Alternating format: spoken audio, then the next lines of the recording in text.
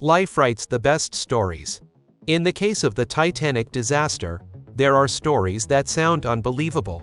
Let's look at the story of Charles Joughin, a baker working on the Titanic. Charles Joughin worked as a master baker on the Titanic on its maiden voyage. On the night of the fatal collision, Charles was already quite drunk. He was asleep when the collision occurred. He was confronted with the fact that the ship was flooded. He woke the other bakers and they brought bread on board. He then helped the women and children into the lifeboats. He was very helpful and active. Perhaps the extra drink gave him energy. He also started throwing deck chairs into the water, helping those who had fallen into the water. His character can also be seen in James Cameron's famous Titanic film. As seen in the film and in real life, Charles stayed on the boat until the last moment. After the ship sank, he found himself in the freezing 2 degrees Celsius water, where he miraculously swam for 2 hours.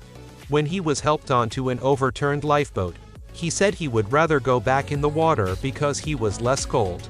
Most people were hypothermic in 30 minutes in the freezing water. But thanks to alcohol or a miracle, the baker survived the freezing water. And the Carpathia boat was able to pick him up as a survivor, and he lived until he was 78. Alcohol is probably not the key behind this incredible story, because drunk people are usually less coordinated and would cool down sooner. But it is likely that the baker's personality and perhaps the heat generated during the swim helped him survive. But the story suggests that a man who actively wanted to help and was brave survived this terrible tragedy.